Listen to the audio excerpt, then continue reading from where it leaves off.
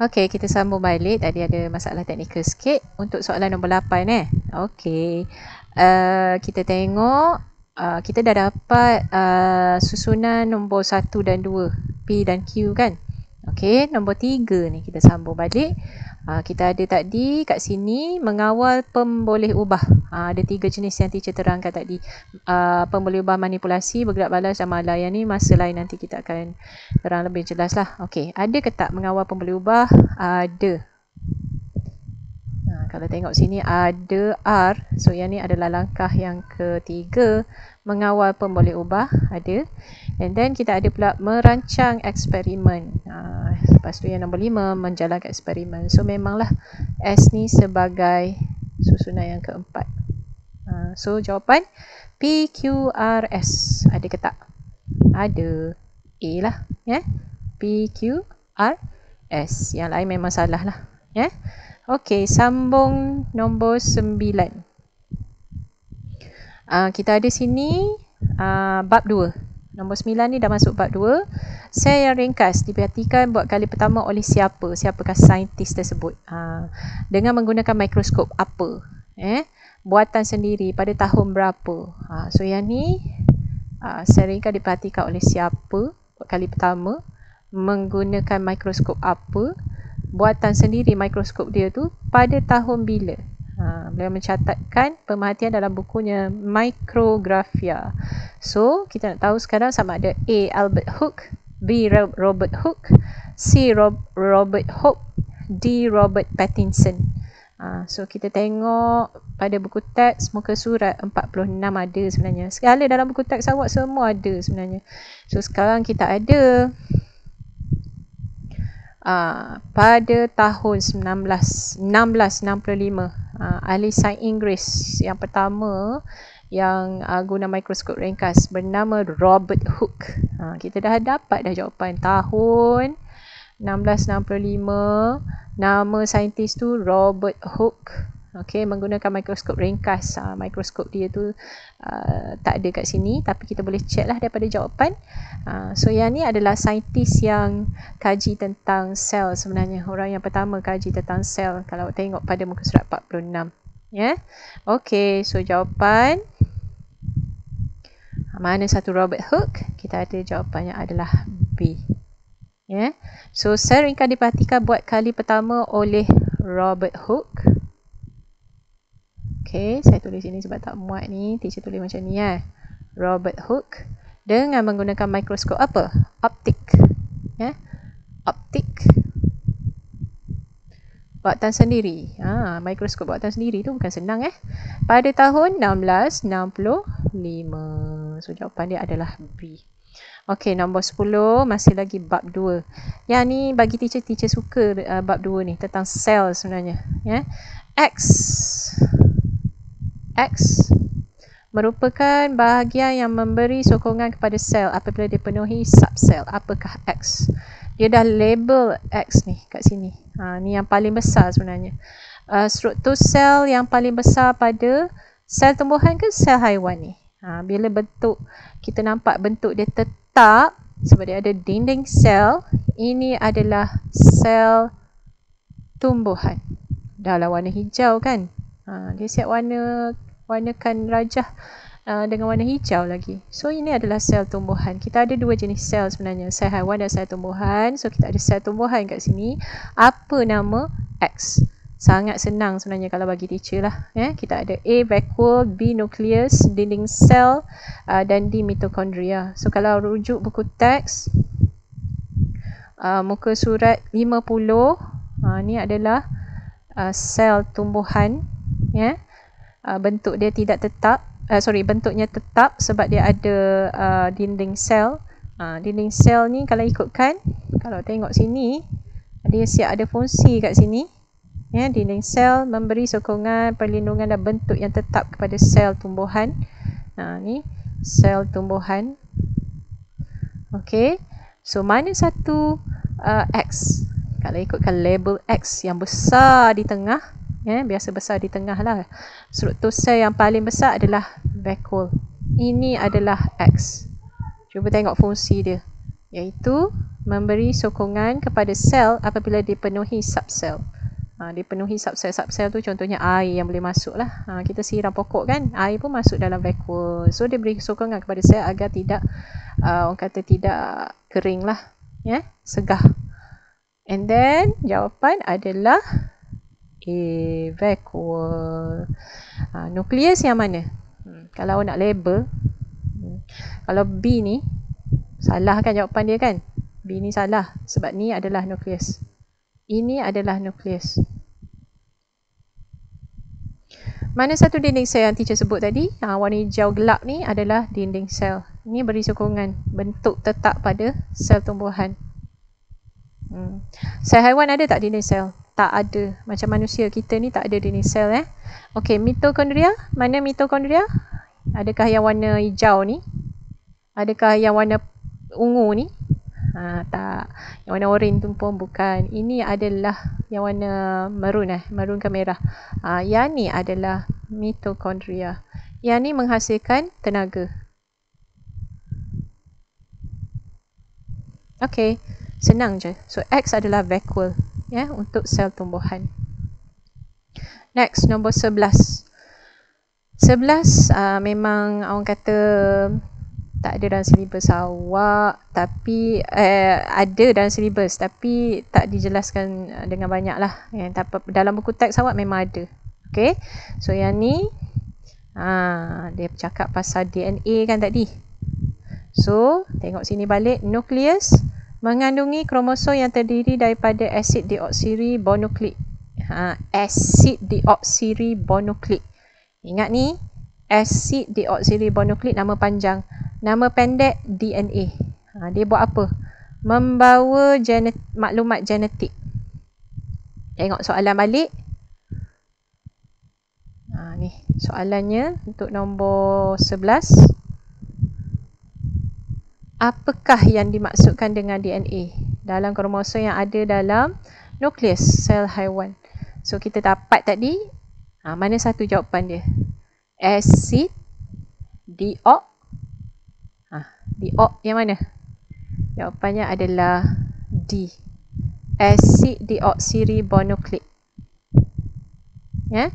Sebab dia ambil perkataan daripada bahasa Inggeris sebenarnya. Kalau DNA, D ni maksudnya deoksiri.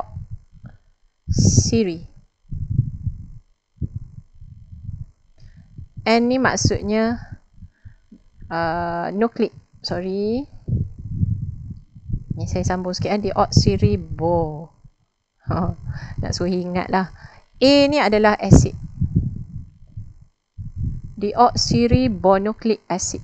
Dia dalam bahasa Inggeris ni, dia start dengan D dulu. Deoksiribonukleik acid. Okay, so jawapan dia D.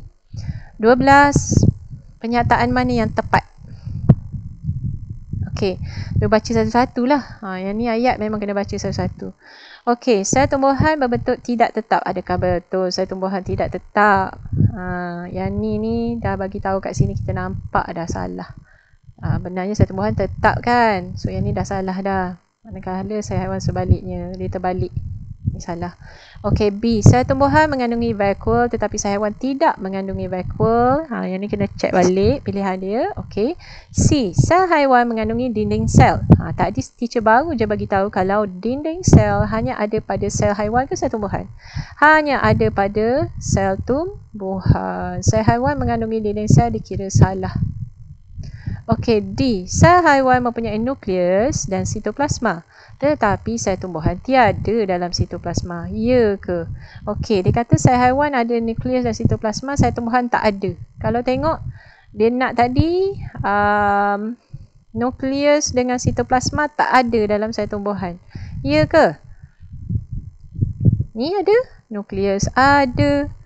Sitoplasma ada tak? Ada juga dalam sel tumbuhan. So jawapan untuk D ni dikira salah sebab dia kata sel tumbuhan tiada sitoplasma. Salah. So jawapan yang betul adalah B. Sel tumbuhan mengandungi vakuum tetapi sel haiwan tidak mengandungi vakuum. Okey. Nombor 13. Okey, rajah menunjukkan keratan rentas daun. Okey, keratan rentas daun ni adalah 8. Bahagian manakah yang mengandungi klorofil untuk menyerap cahaya matahari untuk proses fotosintesis? Bahagian mana? Adakah sel palisad?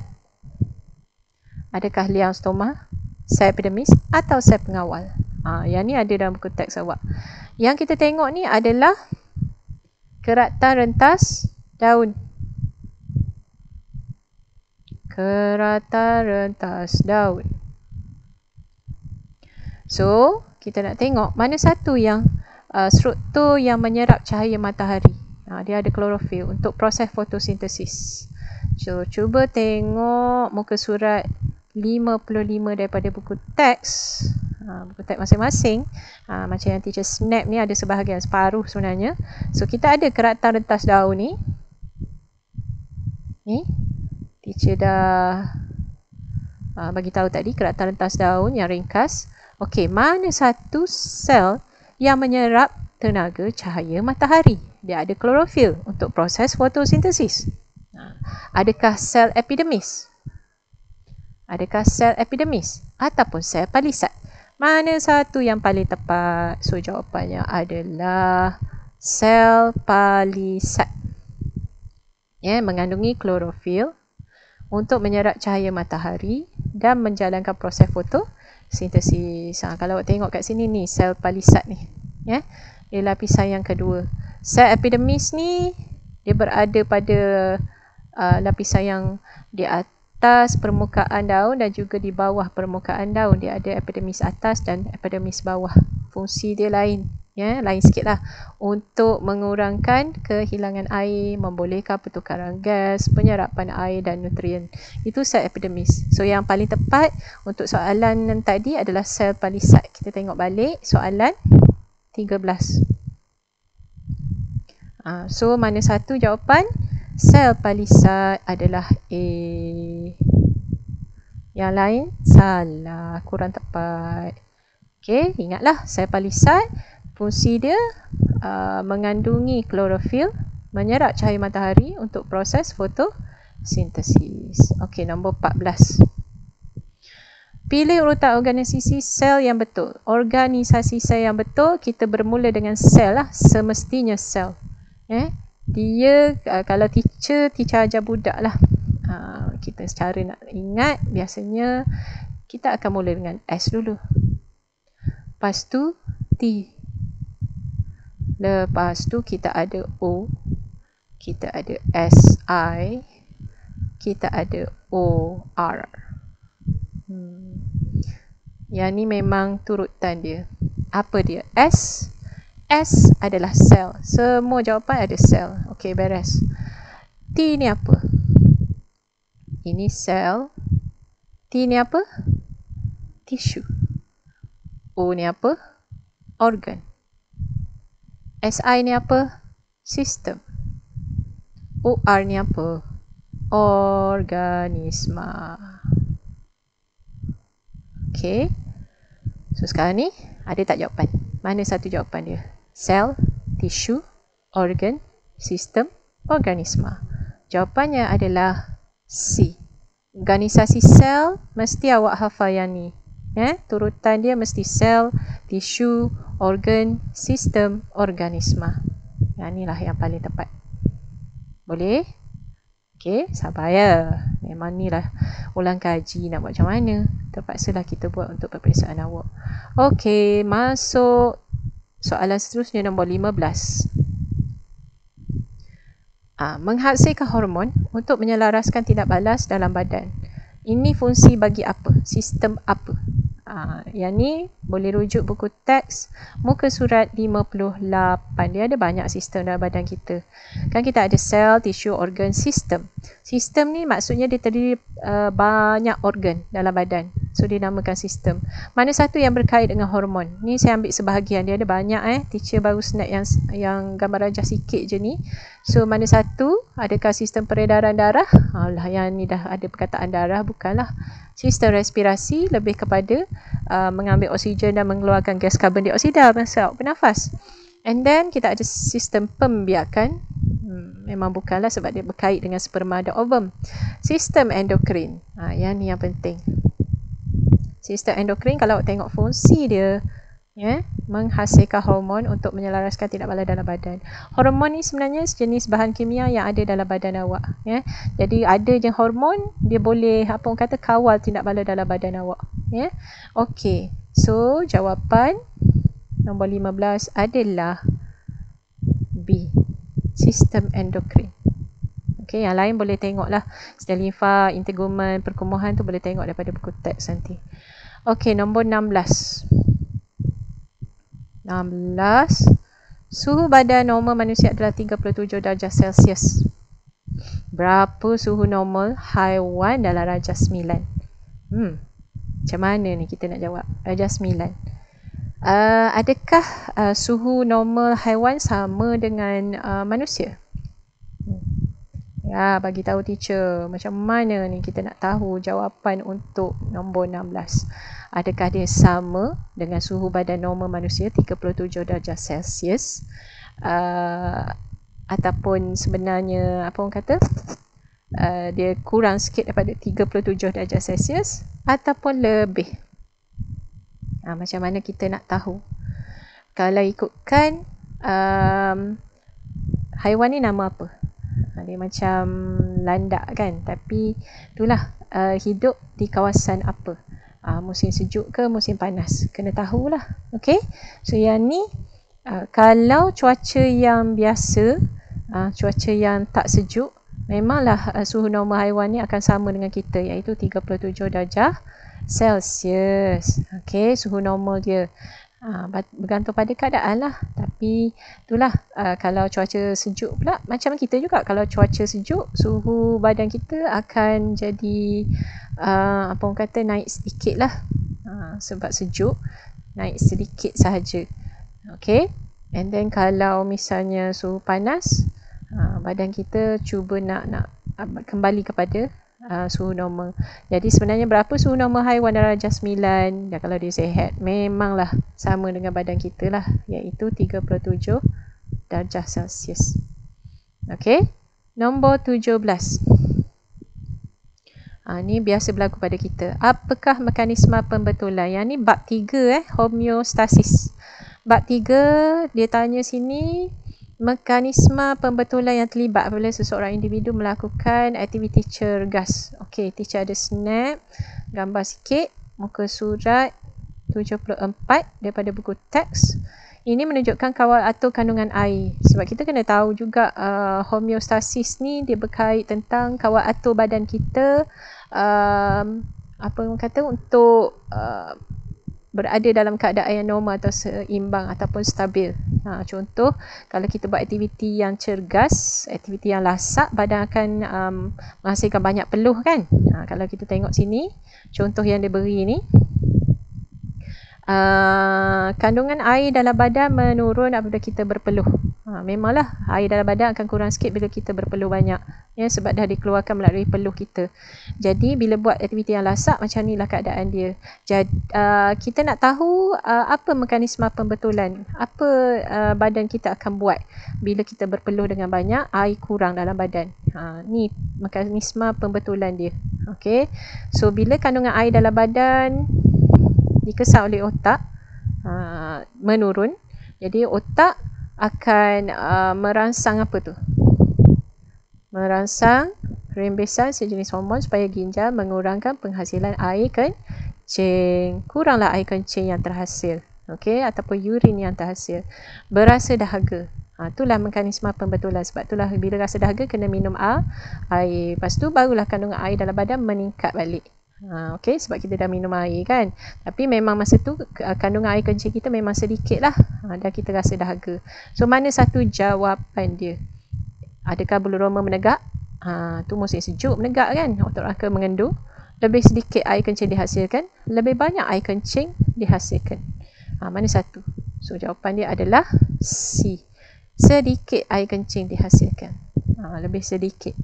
Maknanya kurang air kencing dihasilkan lah apabila kita melakukan aktiviti yang cergas. Okay, next. untuk 18. Seekor haiwan yang ni semua orang kenal ni. Menunjukkan seekor haiwan iaitu cicak sebenarnya. Cicak. Bagaimana haiwan ni mengadaptasi, menyesuaikan diri dalam persekitaran yang sejuk. Bila keadaan sejuk, hujan ke ataupun salji lah, dia berada di negara yang ada salji, apa jadi pada dia? Macam mana dia nak sesuaikan diri dia? Yang ni teacher dah snap gambar, boleh tengok kawan baik awak tu, cicak tu, surat 78. Macam mana dia cicak ni mengawal atur suhu badan dia apabila suhu persekitaran, kalau yang tadi sejuk kan. So kita ada kat sini persekitaran sejuk. Aktiviti badan menjadi perlahan, otot berfungsi pada kadar yang perlahan, pergerakan pun perlahan, kadar metabolisme rendah, suhu badan menurun. Sebaliknya untuk persekitaran panas, berlaku sebaliknya lah, berlawanan dengan persekitaran sejuk. Jadi dia jadi slow, perlahan. Okey, kita tengok soalan. Tengok soalan balik. Untuk cicak ni nombor 18. So yang mana? Jawapan yang mana paling tepat? Kalau dia bergerak tadi, dia perlahan kan? Yang pasti jantung berdegup pantas, salah lah. Dia berdegup orang kata lambat sedikit, perlahan. Dan fungsi otot menjadi maksimum, yang ni sebenarnya minimum. Lambat bergerak. Kelajuan pergerakan bertambah, no, dia lambat bergerak kan. So jawapannya adalah B, kadar metabolisme adalah rendah. Okey, nombor 19. Air daripada tumbuhan hilang melalui satu proses yang dikenali sebagai proses apa? Yang ni senang sangat. Bila air hilang daripada tumbuhan, semestinya jawapan dia adalah melalui transpirasi. Apa dia transpirasi? Awak boleh tengok muka surat. Yang ni teacher tak snap. Teacher tak ambil gambar yang ni sebab senang je jawapan dia ni. Dia boleh tengok muka surat. Kejap 80. Apa yang dimaksudkan dengan transpirasi? Transpirasi adalah proses kehilangan air. Melalui apa? Melalui daun. Okey.